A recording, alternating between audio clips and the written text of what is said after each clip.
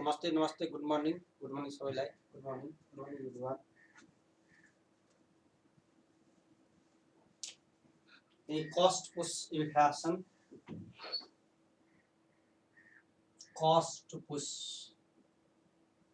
inflation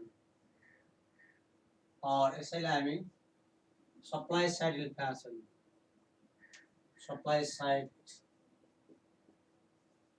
inflation यसको इंग्लिशमा बाँकी राखेको थियो नेपाली हामी बुझिसकेको थियो है गुड मर्निङ है यसको चाहिँ इंग्लिशमा बाँकी राखेको थियो नेपाली भइसक्यो जस्तो लाग्छ है नेपाली भइसक्यो यसको र cost push inflation supply side inflation cost push inflation is also termed as supply side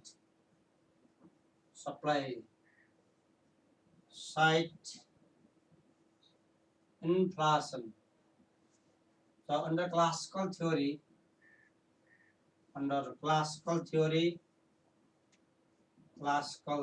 theory economy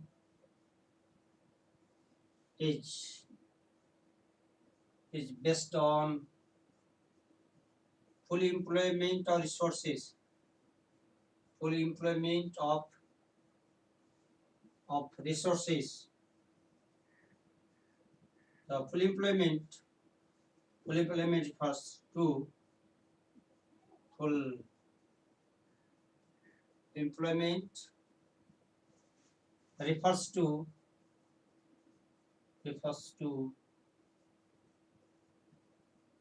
equality between aggregate demand and aggregate supply. Aggregate demand and aggregate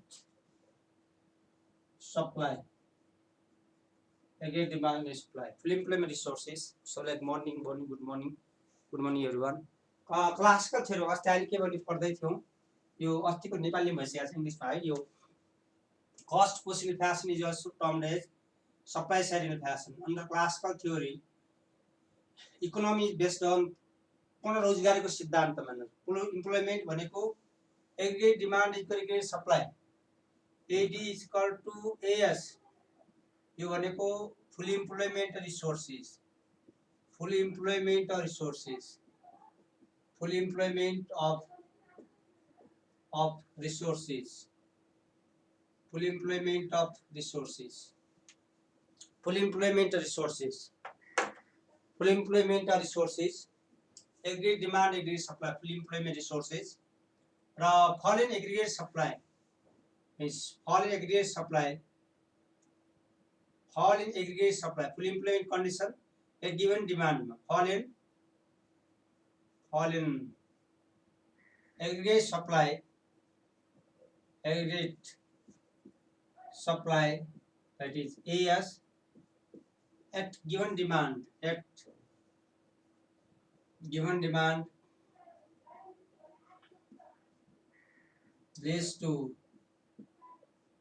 leads to rising prices of goods and services. rising prices अर्थात् सप्लाईमा भएको असहज परिस्थितिले गर्दाखेरि है सप्लाईमा भएको असहज परिस्थितिले गर्दाखेरि गिवन डिमान्डमा है डिमान्ड सेम छ the fall in aggregate demand at given demand leads to rising price of goods and services is called supply side inflation. Supply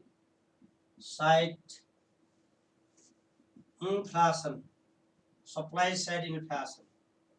The main factors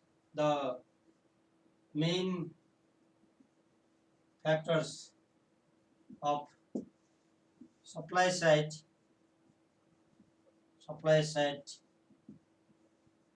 inflation are number 1 मा wage push inflation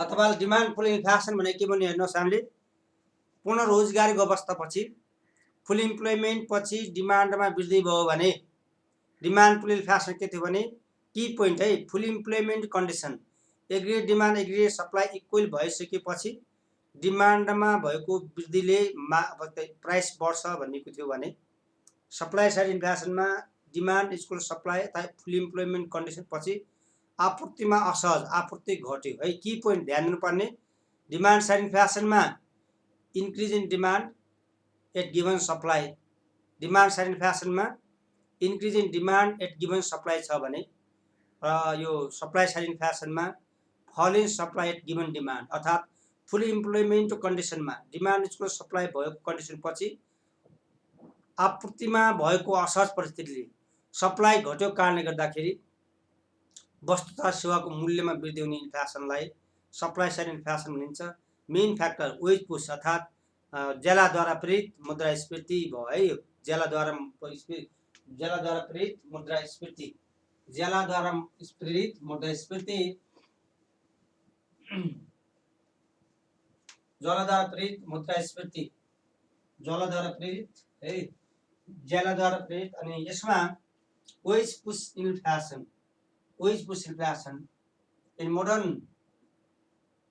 in modern imperfect competitive market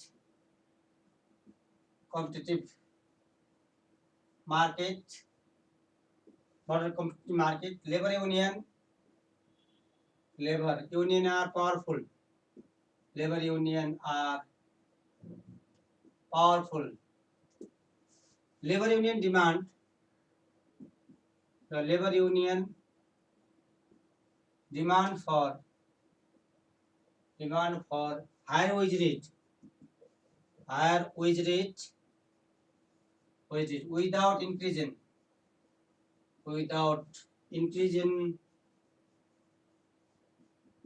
productivity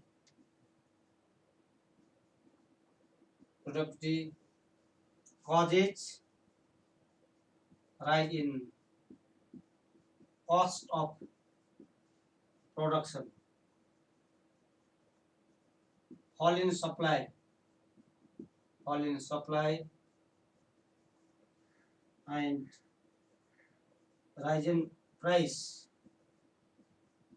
labour युनियनहरुले है labour युनियनहरुले के गरे भने labour युनियनहरुले wage push inflation labour union demand for high wage rate without increase productivity labour नेपालका labour युनियनहरु जस्तै हेर्नुस् नेपालमा लेबर युनियनहरुले उत्पादकता नबढाइकन in without increase labour युनियनहरुले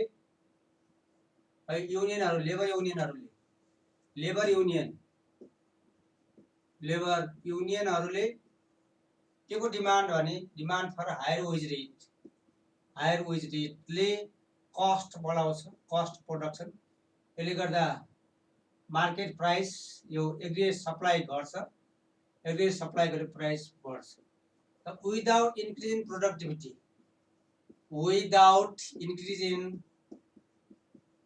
productivity उत्पादकता नबढाइकन विदाउट इन्क्रिज इन प्रोडक्टिभिटी उत्पादकता नबढाइकन लेबर युनियनहरुले गुड मर्निङ लेबर युनियनले उत्पादन गर्ने क्यापासिटी नबढाइकन वेज रेट बढा डिमान्ड गर्यो त्यसले वेज बढ्ने बित्तिकै कस्ट लागत बढ्छ लागत बढ्यो भने मार्केटमा वस्तुको आपूर्ति असहज हुन्छ सप्लाई घट्छ यसले गर्दाखेरि मार्केट प्राइसमा वस्तु तथा सेवाको मूल्य वेज पुश इन्फ्लेसन लेबर युनियनद्वारा है कसले गरेको हाम्रो लेबर युनियनहरुले है वेज डबल भने वेज रेट भहाल्यो डबल भने wage as aggregate supply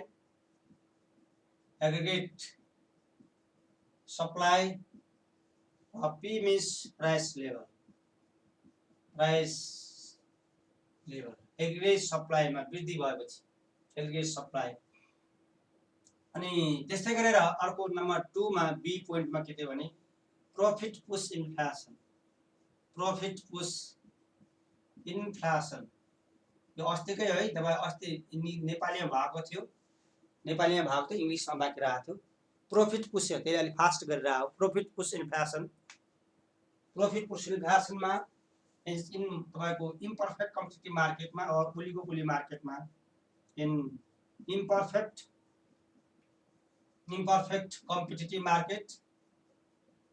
competitive मार्केट्सहरुमा market producers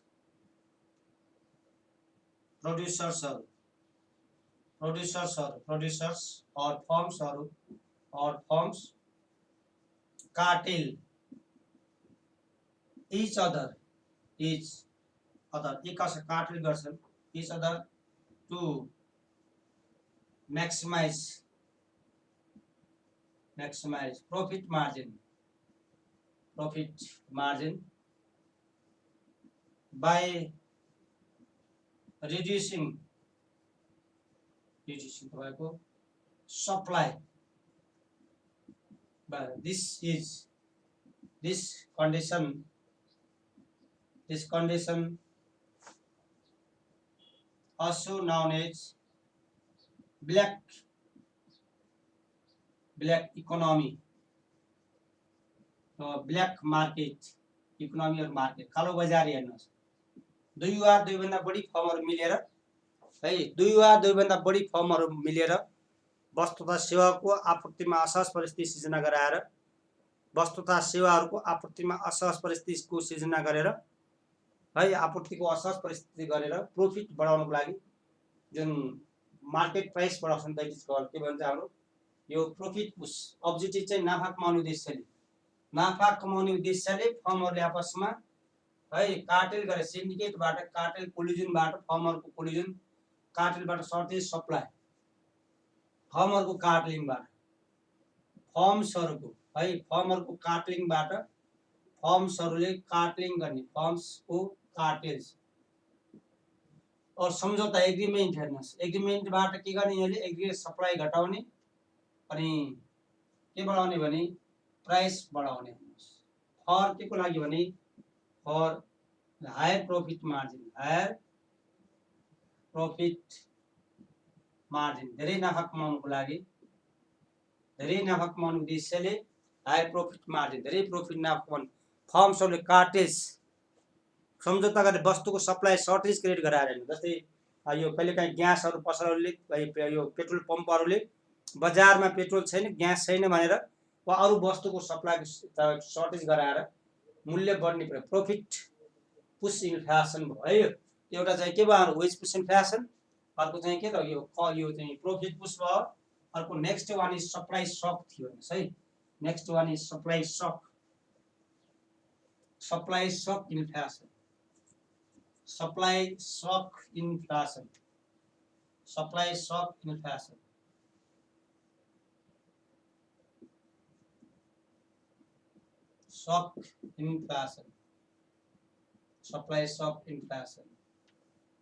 All in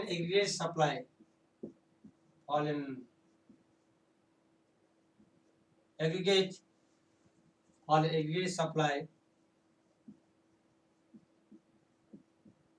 supply, due to political instability,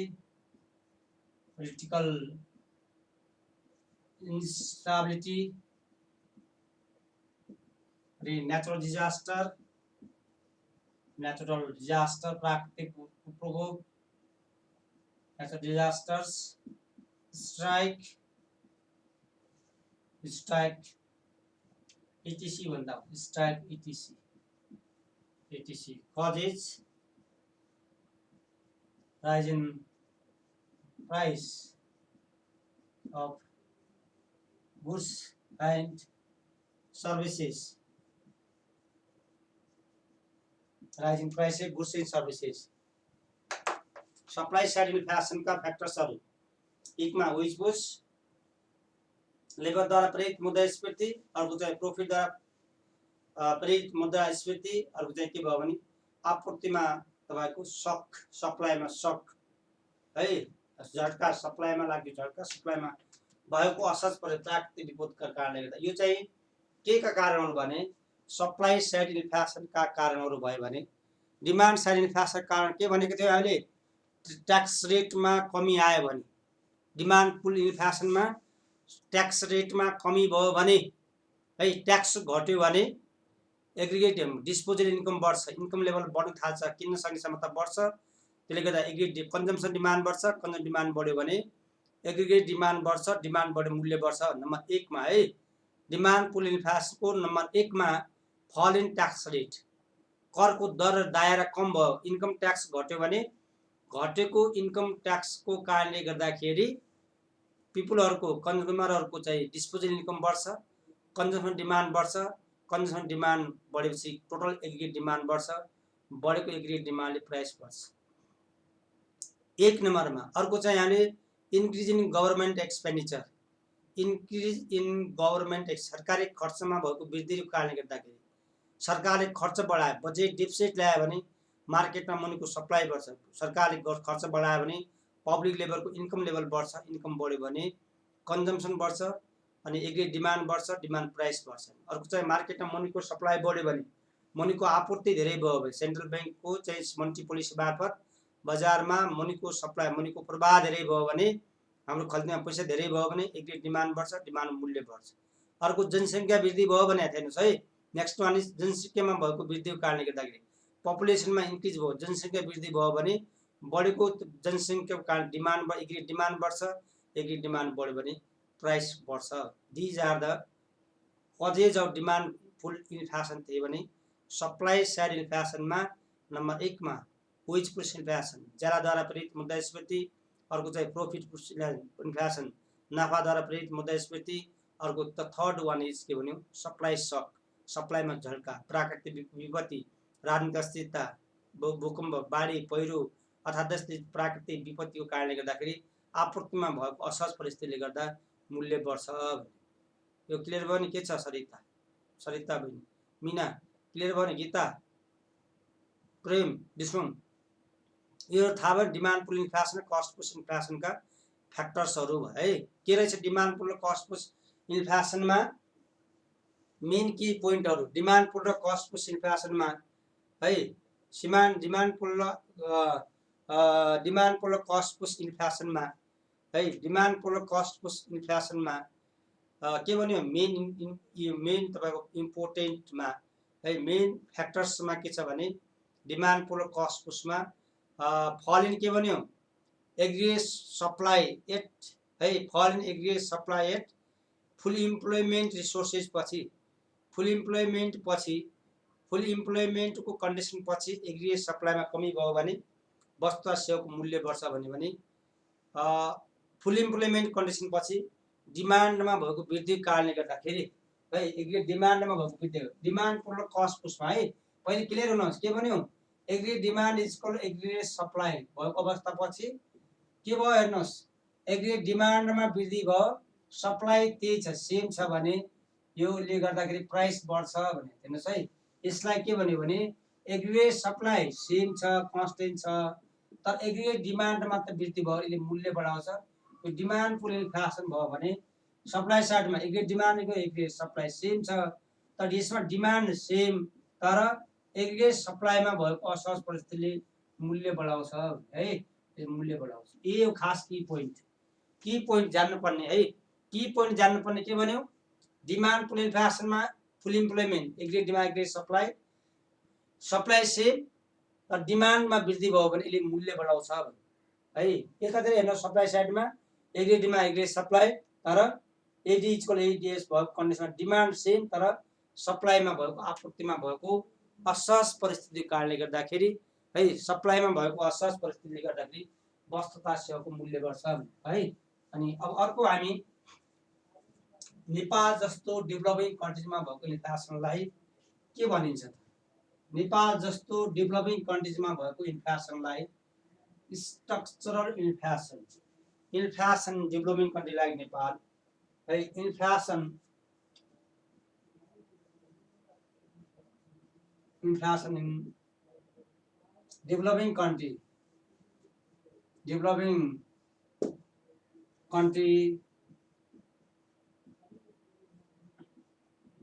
like Nepal, developing country like Nepal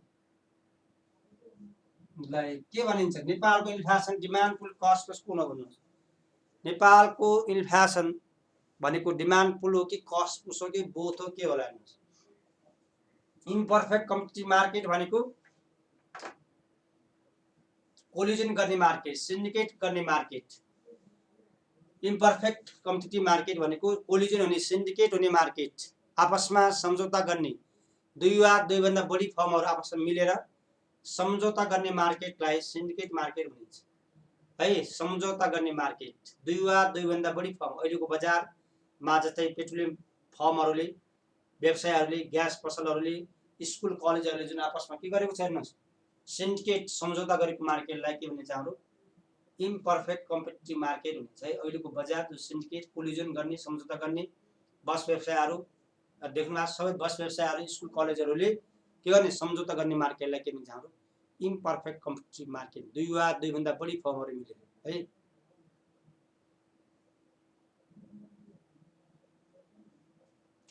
अनि त्यस्तै गरेर अर्को इन्फ्लेसन इन डेभलपिङ कन्ट्रीज लाई के भनिन्छ भने नेपाल जस्तो डेभलपिङ कन्ट्रीजको इन्फ्लेसन नेपाल जस्तो डेभलपिङ कन्ट्रीको इन्फ्लेसनलाई है डिमान्ड पुल इन्फ्लेसनमा के भनिन्छ नेपाल मिन्स यसलाई के भनिन्छ इन्फ्लेसन यसलाई स्ट्रक्चरल इन्फ्लेसन भनिन्छ है यसलाई के भनिन्छ हाम्रो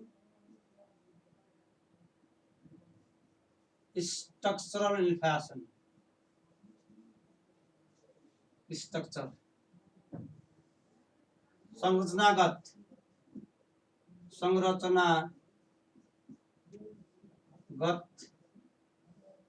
मुद्रास्फीति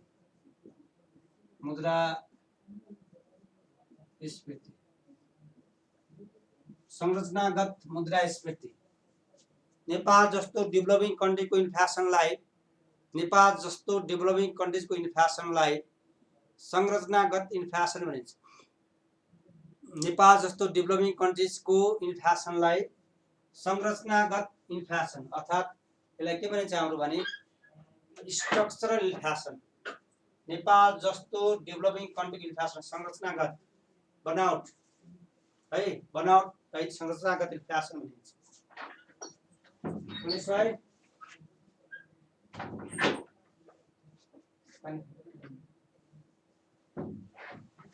नेपाल जस्तो डेभलपिङ कन्ट्रीको इन्फ्लेसनलाई मागद्वारा प्रेरित र तपाईको लागतद्वारा प्रेरित भन्दा पनि नेपालको इन्फ्लेसनलाई के भनिन्छ भने नेपाल जस्तो अल्पविकसित राष्ट्रहरुमा नेपाल जस्तो तपाई विकासशील राष्ट्रहरुको इन्फ्लेसनलाई के भनिन्छ भने संरचनागत इन्फ्लेसन है नेपाल जस्तो डेभलपिङ कन्ट्री इन्फ्लेसनलाई मागद्वारा प्रेरित पनि हैन मुद्दा तपाई के तारो डिमान्डद्वारा पनि हैन नेपाल जस्तो डेभलपिङ कन्ट्री इन्फ्लेसनलाई संरचनागत इन्फ्लेसन भनिन्छ है अनि यसैलाई मागद्वारा मिन्स मागद्वारा प्रेरित मुद्रा स्फीति मागद्वारा प्रेरित मुद्रास्फीति ले मागद्वारा प्रेरित मुद्रास्फीतिले कुल माग र कुल आपूर्ति बराबर भएको अवस्था पछि मागमा भएको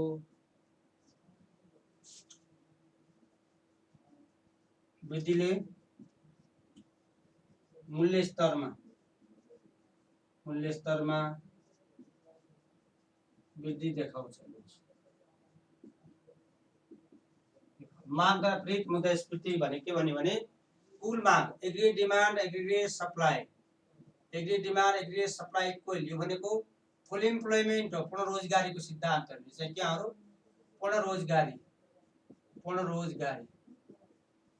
पछि के भइदियो भने हाम्रो सप्लाई सेम छ तर एग्रिगेट डिमान्डमा भएको कमीले वृद्धिले गर्दाखेरि डिमान्ड हाई भयो यसले गर्दा मूल्य बढ्छ भने डिमान्ड के नेपाल फुल इम्प्लोइमेन्ट अवस्थामा भएको छ त नवीनले बहुत भनेर भन्नुभयो कि नेपाल फुल इम्प्लोइमेन्ट कन्डिसन डिमान्डको सप्लाई नेपाल जस्तो डेभलपिङ कन्ट्रीहरू फुल इम्प्लोइमेन्ट अवस्था पुगेको छ र नेपाल जस्ता डेभलपिङ कन्ट्रीहरू अलवेज लेस देन फुल इम्प्लोइङ कन्डिसन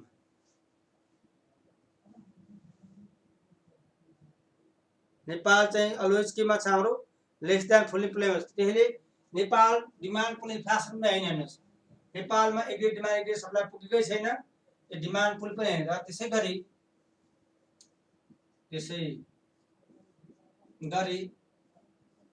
के भने आपूर्ति और लागत द्वारा प्रेरित और त्यसैगरी लागत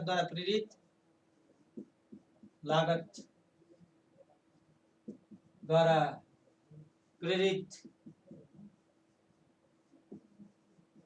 मुद्रा स्फीतिले त्यसले कुल माग र कुल आपूर्ति बराबर भएको अवस्थापछि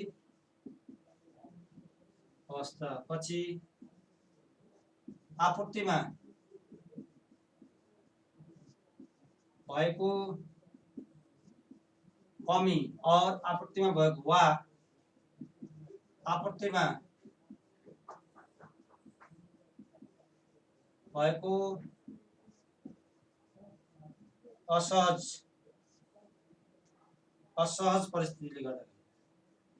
परिस्थितिले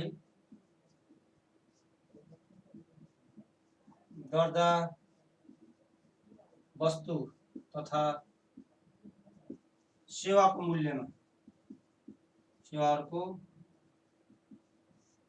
मूल्यमा वृद्धि देखाउँछ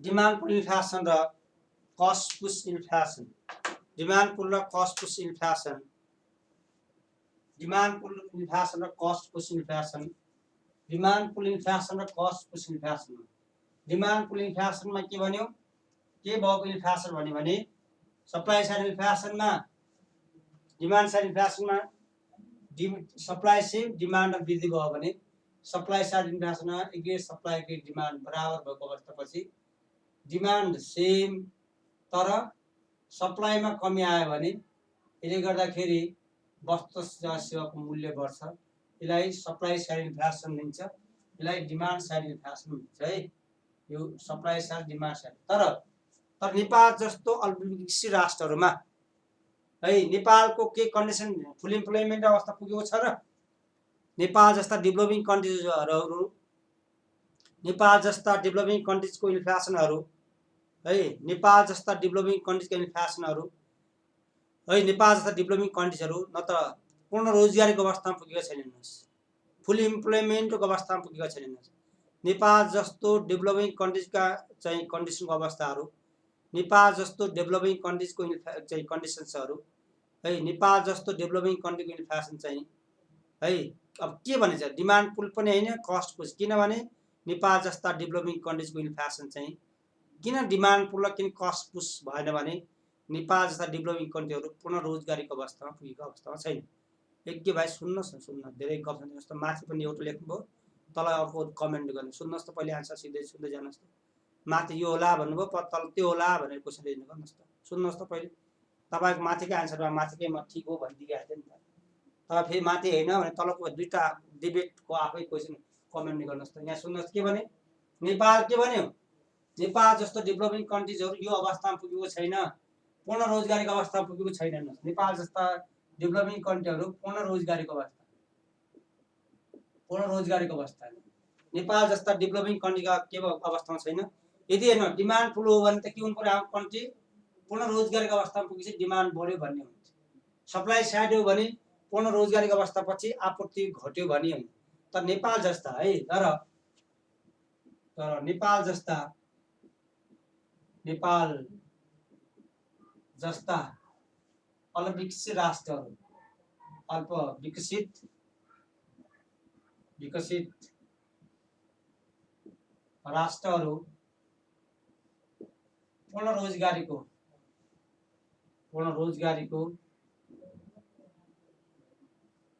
अवस्थामा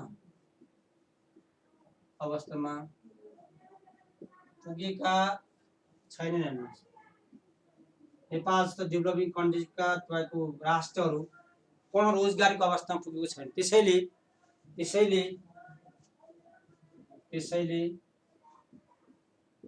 नेपालको मुद्रास्फीतिलाई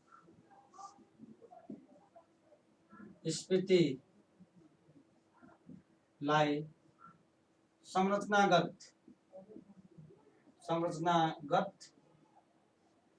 मुद्रास्फीति भनिन्छ। संरचनागत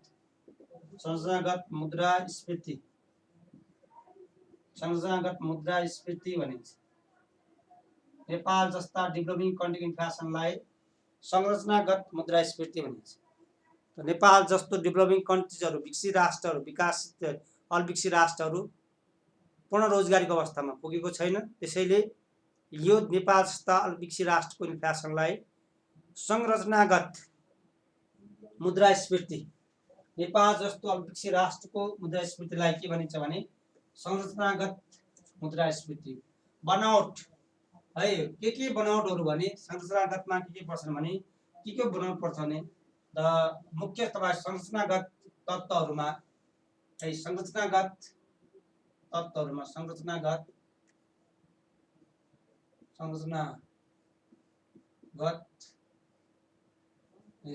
तत्त्वहरूमा के पर्छन् भने के कारणले नेपाल इन्फ्लेसन बढ्छ भने नम्बर 1 मा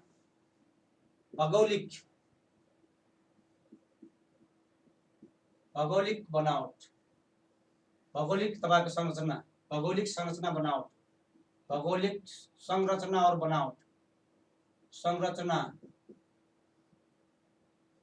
वा बनावट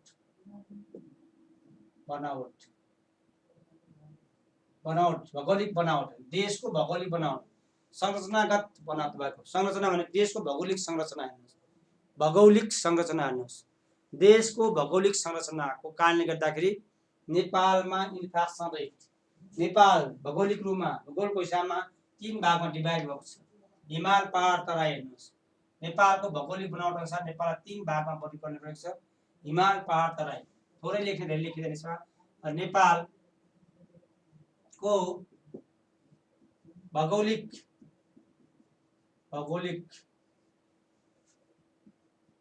बनावट अनुसार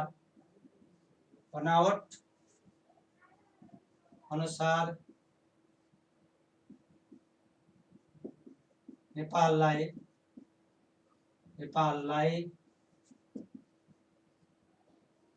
3 भागमा वर्गीकरण गरिएको छ। वर्गीकरण गरिएको छ। 3 भागमा के भयो भने हिमाल,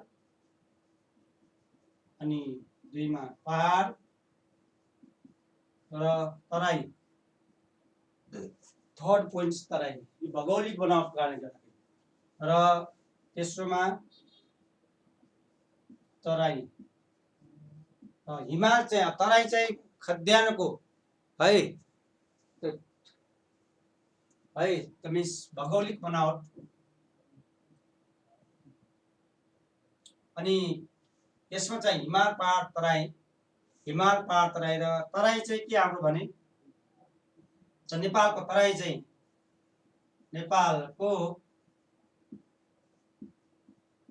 तराई चाहिँ के को भने तराई अन्नको भण्डार,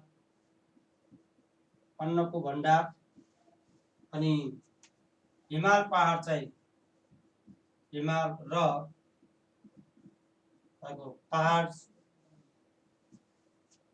जडीबुटी हेर्नुहोस् जडीबुटीको भण्डार हुन्छ है भण्डारको रूपमा लिइन्छ भण्डारको रूपमा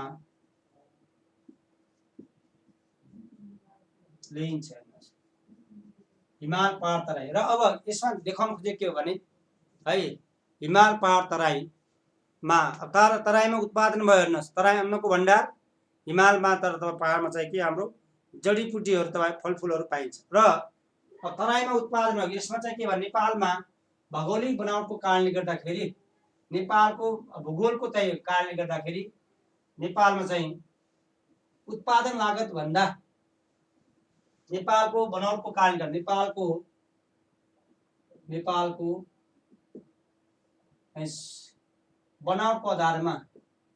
बनावटको आधारमा उत्पादन लागत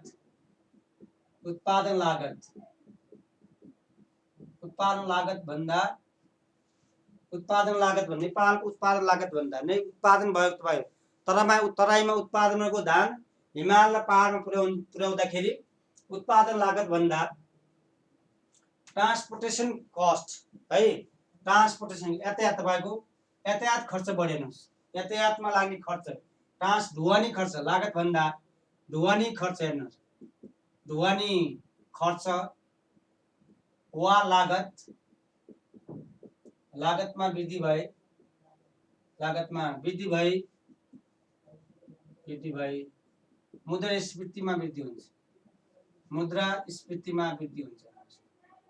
मुद्रास्फीतिमा वृद्धि हुन्छ भनेको हिमालकोमा उत्पादन भएको जडीबुटी तराईमा र तराईमा उत्पादन भएको जडीबुटी चाहिँ कहाँ पुर्याउँछ भने हाम्रो पहाडमा हेर्नुहोस् वा तराई हिमाल पहाड तराईबाट हेर्नुहोस् हाम्रो देशमा उत्पादन लागत भन्दा ढुवानी खर्च बढी हुन्छ तराईमा उत्पादन भएको धान गहुँ मकै अनि काठमाडौँ पुर्याउँदैछौँ वा हिमाल पहाड तराई पुर्याउँदाखेरि उत्पादन लागत भन्दा के कस्ट बढी पर्छ हाम्रो ढुवानी खर्च नै बढी पर्छ हेर्नुहोस् ढुवानी खर्च बढी परेको कारणले गर्दाखेरि के हुन्छ हाम्रो मूल्य स्तरमा वृद्धि हुन्छ है नेपालको विशेषता चाहिँ के भने भौगोलिक बनावट नेपालको भौगोलिक बनावटको स्तर हेर्नुभयो हिमाल पहाड तराई तराईहरू चाहिँ हिमाल चाहिँ के भने जडीबुटी र अनि जडीबुटी पहाड हिमाल पहाड जडीबुटी र फलफुलहरू पाइन्छ भने तराईमा चाहिँ अन्नको भण्डार र तराईमा उत्पादन अन्न पहाड हिमाल पुर्याउँदाखेरि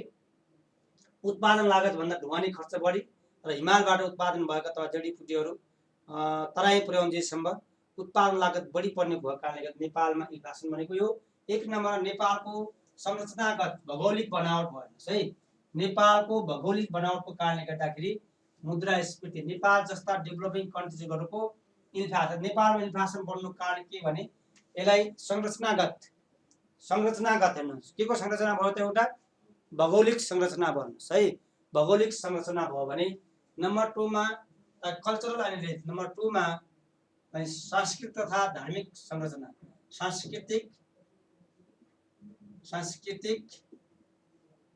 सांस्कृतिक तथा धार्मिक संरचना हेर्नुहोस् धार्मिक संरचना हेर्नुहोस् सांस्कृतिक तथा धार्मिक संरचना हेर्नुहोस् नम्बर 2 मा कल्चरल एन्ड रिलिजियस स्ट्रक्चर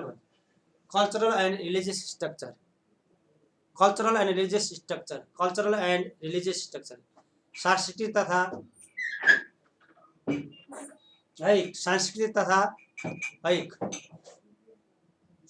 तथा नम्बर 2 मा सांस्कृतिक तथा धार्मिक संरचना नम्बर 2 मा सांस्कृतिक तथा धार्मिक संरचना सांस्कृतिक कल्चर हेर्नुहोस् नेपालको संस्कृतिको कारणले गर्दाखेरि धार्मिकको कारण धर्ममा बढी खर्च हेर्नुहोस् संस्कृति र धर्मले चाहिँ नेपालमा चाहिँ के भइदिन्छ संस्कृति र धर्मको कारणले गर्दाखेरि ओभर कन्जम्सन धर्ममा अनावश्यक खर्च हेर्नुहोस् अनि संस्कृतिको कारणले गर्दाखेरि नेपालको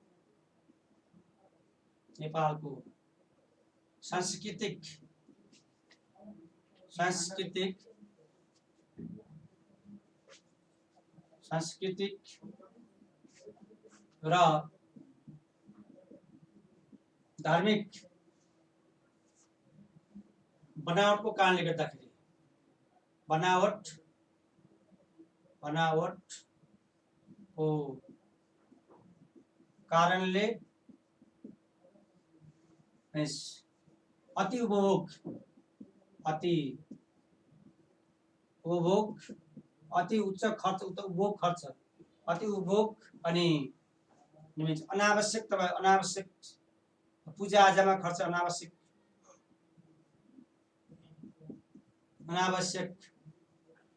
धार्मिक कार्यहरूमा खर्च हेर्नुहोस् खर्चले गर्दा मूल्य स्तरमा वृद्धि हुन्छ। नेपाल जस्तो धार्मिक तपाईँ के भने हाले डेमोन्स्ट्रेसन इफेक्ट हेर्नुहोस् सांस्कृतिक कारणले गर्दाखेरि सांस्कृतिक कारण बिहे भोज भतेरमा बढी खर्च हेर्नुहोस् ओभर कन्जम्सन भयो हेर्नुहोस् बिहे भोज भतेर सांस्कृतिक कारण धार्मिक कारणले अब दसैँ आउँदैछ अनावश्यक पूजा आजामा खर्च हेर्नुहोस् यो भनेको अनावश्यक धार्मिक तथा सांस्कृतिक बनावटको कारणले गर्दाखेरि अति उपभोग बढी उपभोग तपाईँको अनावश्यक धार्मिक कार्यमा चाहिँ खर्चले गर्दाखेरि मूल्य स्तरमा वृद्धि हुन्छ। यो चाहिँ सांस्कृतिक तथा धार्मिक संरचनाको कारणले गर्दाखेरि जस्तै बिहेमा हेर्नुहोस् भोज दिने पार्टी दिने अनि त्यस्तै इन्गेजमेन्टमा खर्च सुनमा बढी खर्च हेर्नुहोस् त्यो सांस्कृतिक कारणले गर्दाखेरि भयो। धर्ममा हेर्नुहोस् त मन्दिरहरूमा पूजा गर्ने टीका लगाउने दसैँभरि निधारमा लगाउने टीकाको चामल मात्र काउन्ट गर्नुभयो भने एउटा घरमा 10 केजी 15 केजी चामल सकिन्छ। त्यसै नेपालभरिका घरहरू काउन्ट गर्नुभयो भने केवल पूजा मात्र पनि तपाईँको 2000-3000 क्विन्टल चामल चाहिँ पूजा गर्नमा सकिन्छ हेर्नुहोस्। दसैँमा हेर्नुहोस् ओभर कन्जम्सन हेर्नुहोस् काका घर जान मामा घर जान अर्को घर कता जानुहुन्छ अनि हामी ओभर कन्जम्सन हेर्नुहोस् दसैँ बेला एउटा खसी काट्ने 40-50 केजीको वा 20-25 केजी खसी 5-6 दिनमा हामी चाहिँ के त सकाउनु पर्ने त्यो ओभर कन्जम्सन भयो। यसले गर्दा मुद्रास्फीति बढ्नुको कारण के हो नेपालमा भने सांस्कृतिक तथा धार्मिक तपाईँको संरचनाको कारण एउटा चाहिँ भौगोलिक संरचना भन्नुहोस् है। एक नम्बरमा के भने भौगोलिक संरचना हिमाल पहाड तराईमा उत्पादन भएको पहाडमा हिमालमा उत्पादन भएको वस्तुहरूमा ढुवानी खर्च बढी हुन्छ उत्पादन लागत भन्दा ढुवानी खर्च बढी हुने भएको कारणले गर्दाखेरि नेपाल जस्ता अल्पविकसित राष्ट्रहरूमा मुद्रास्फीति बढ्दै गएको छ। एक अर्को चाहिँ सांस्कृतिक तथा धार्मिक संरचनाको कारणले गर्दाखेरि संस्कृति तथा धार्मिक कारणले गर्दाखेरि नेपालको सांस्कृतिक तथा धार्मिक बनावटको कारणले गर्दाखेरि नेपालको सांस्कृतिक तथा धार्मिक बनावटको कारणले गर्दा अति उपभोग अनावश्यक धार्मिक कार्यमा खर्चले गर्दा मूल्य स्तरमा वृद्धि हुन्छ है। मूल्य स्तरमा वृद्धि यो चाहिँ सांस्कृतिक भयो भने अनि थर्डमा तेस्रोमा हेर्नुहोस् है सांस्कृतिक बनावट सांस्कृतिक कारणले गर्दाखेरि राजनीतिक संरचना हेर्नुहोस् राजनीतिक संरचना हेर्नुहोस् राजनीतिक संरचना हेर्नुहोस् है राजनीतिक संरचना हेर्नुहोस् पोलिटिकल तपाईँको स्ट्रक्चरमा तपाईँको के भयो हाम्रो बहुदलीय बहुपार्टी सिस्टम मल्टिपार्टी सिस्टम नेपालमा एउटा चाहिँ बहुमत ल्याउनको लागि पोलिटिकल पार्टीहरूले नेपाल मल्टिपार्टी सिस्टम सरकार नेपाल चाहिँ मल्टिपार्टी सिस्टम तपाईँको स्टेट हो। नेपाल चाहिँ मल्टिपार्टी सिस्टम बहु तपाईँको दलीय तपाईँको नेपाल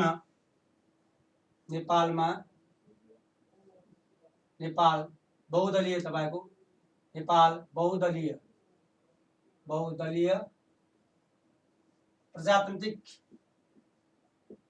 प्रजातान्त्रिक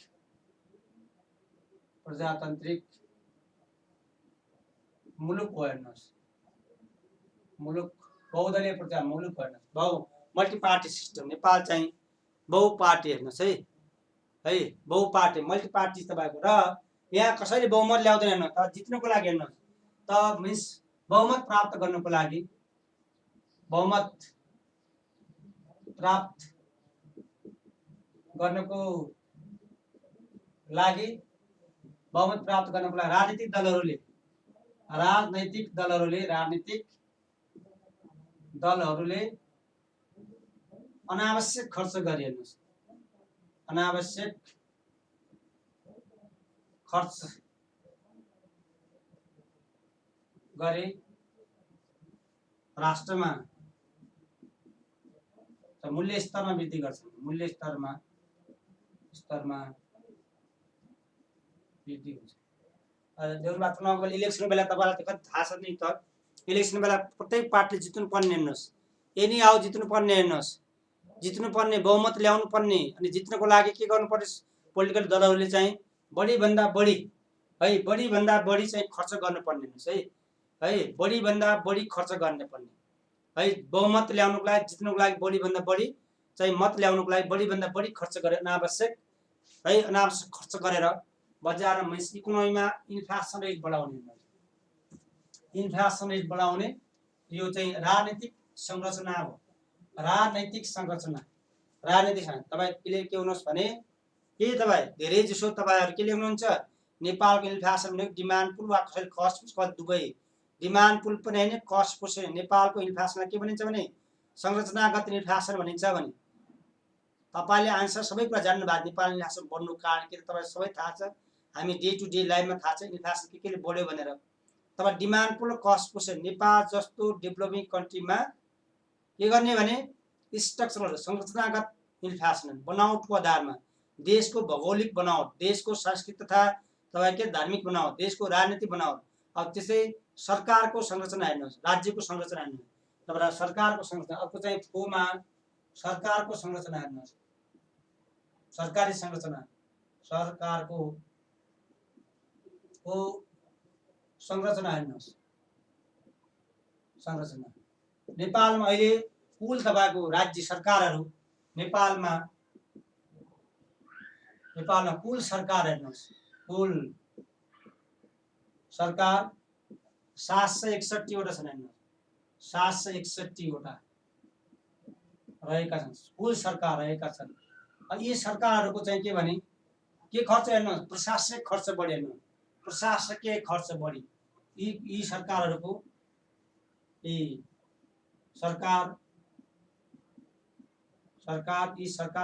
तपाईँको सरकारहरूको प्रशासनिक खर्च हेर्नुहोस्, प्रशासकीय खर्चमा वृद्धि हेर्नुहोस्, खर्चमा वृद्धि भई मूल्य स्तरमा वृद्धि हुन्छ। मूल्य स्तरमा वृद्धि, मूल्य स्तरमा वृद्धि भएको छ। हेर्नुहोस्, बनावट हेर्नुहोस् है, 700 कति भने हाम्रो देशमा अहिले 761 वटा सरकार छ। प्रत्येक सरकार, प्रत्येक गाउँपालिका अध्यक्षलाई गाडी, बाइक हेर्नुहोस्, अनि मेयर उपमेयरहरूलाई सबैलाई गाडी तपाईँको व्यवस्था। अनि यसले गर्दा के भयो, तपाईँको क्वार्टरको व्यवस्था, गाडीको व्यवस्था, भवन निर्माण, यी सबै कारणले गर्दा के भयो भने अरू प्रशासनिक खर्च बढी भयो। हेर्नुहोस्, नेपाल जस्तो डेभलपिङ कन्ट्री सरकारको प्रशासकीय खर्च बढी भयो। हेर्नुहोस्, प्रशासनमा गर्ने खर्च बढी भयो, यसले गर्दा मूल्य स्तरमा वृद्धि भएको छ।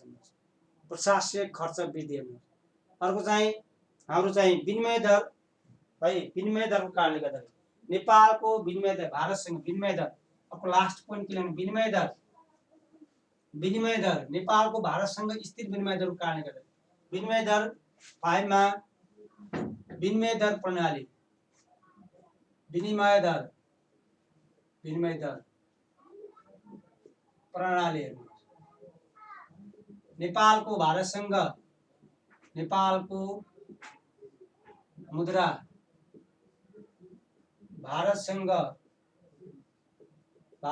स्थिर विनिमय दर र भारतसँग स्थिर र 21 वटा 20 वटा राष्ट्रसँग, 20 वटा राष्ट्रका मुद्रासँग परिवर्तनशील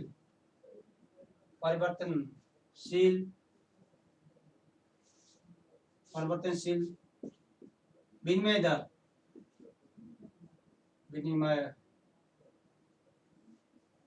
रहेको छ। नेपालको 1/3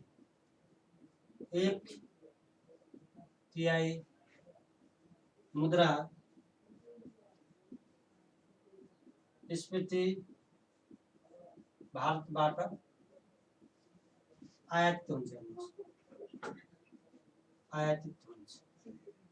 नेपालको 1/3 इन्फ्लेसन भारतबाट, नेपालको 1/3 इन्फ्लेसन चाहिँ भारतबाट चाहिँ, नेपालको 1/3 इन्फ्लेसन चाहिँ भारतबाट। हेर्नुहोस् है, नेपालको 1/3 इन्फ्लेसन रेट कहाँबाट आउँछ भने भारतबाट। हेर्नुहोस्, भारतमा मूल्य तपाईँको के त इन्फ्लेसन बढ्यो भने नेपालमा त्यसै मुद्रास्फीति दर बढ्छ। यसलाई एक्सचेन्ज रेट बताउने। अनि भौगोलिक संरचना हेर्नुहोस्, भौगोलिक बनाव भौगोलिक तपाईँ सरी अर्को चाहिँ हाम्रो के भन्यो भने पूर्वाधार संरचना, पूर्वाधारको संरचना हेर्नुहोस्। अर्को चाहिँ शिक्षामा पूर्वाधार संरचना हेर्नुहोस्, पूर्वाधार संरचना हेर्नुहोस्, पूर्वाधार संरचना हेर्नुहोस्। पूर्वाधार तपाईँको के भयो, नेपालमा पुल, ब्रिज, हस्पिटलहरू र तपाईँको के त हाम्रो युनिभर्सिटीहरू केवल सहर केन्द्रित भयो। नेपालमा भौतिक पूर्वाधारहरू जस्तै के तपाईँ जस्तै के परे हाम्रो स्कुल कलेज है, स्कुल अनि यस्तै गरेर रोडहरू भए, स्कुल रोड अनि हस्पिटलहरू भए, हस्पिटल अनि युनिभर्सिटीहरू भए, युनिभर्सिटी अनि सरकारी कार्यालयहरू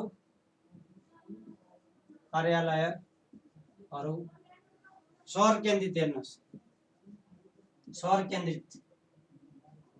सहर केन्द्रित भएकोले मूल्य स्तरमा वृद्धि,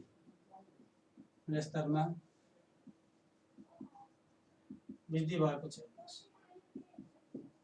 नेपाल जस्तो अघि मिलाएर लेख्नु भाषाहरू त है, त मैले कुरो चाहिँ त जिस्ट भनिसकेँ। तपाईँ के भने यी कारण भौगोलिक बनावट, रोड, हस्पिटल, स्कुल, कलेज, इन्डस्ट्रीहरू केवल तपाईँ जस्तै हेर्नु कहाँ छ नि यिनीहरू सबै हाम्रो केवल सहरमा। जस्तै काठमाडौँमा हेर्नुहोस्, काठमाडौँ युनिभर्सिटी, त्यसै काठमाडौँमै युनिभर्सिटी, कलेज, स्कुलहरू काठमाडौँमै, प्रत्येक मन्त्रालयहरू हेर्नुहोस्, हस्पिटलहरू सबै कहाँ छन् हाम्रो काठमाडौँमा मात्र केन्द्रित भएका छन्। हेर्नुहोस्, र यो कारणले गर्दा के हुन्छ भने अब यो काठमाडौँमा मूल्य बढ्नुको कारण के भने सबै भएका भौतिक अनि सबै मान्छे कहाँ आउनु पर्यो, काठमाडौँ। त्यसले यहाँ तपाईँको हस्पिटल महँगो, स्कुल युनिभर्सिटीहरू भयो, त्यस्तै तपाईँको घरबाट बढी महँगो हुनुको कारण के भने सबै भौतिक संरचनाहरू काठमाडौँमै केन्द्रित, सहर केन्द्रित भएको कारणले गर्दाखेरि नेपाल जस्ता डेभलपिङ कन्ट्रीको इन्फ्लेसन बढ्दै गएको कारण के भने अब कुरा सुन्नु, मैले के अलर्ट गराउन खोजेको भने नेपाल जस्तो डेभलपिङ कन्ट्रीको इन्फ्लेसनलाई neither demand pull nor cost push.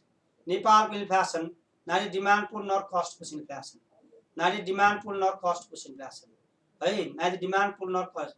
761 वटा सरकार भने त्यहाँ आन्सर दिने कारण नगर्नुहोस् भाइ।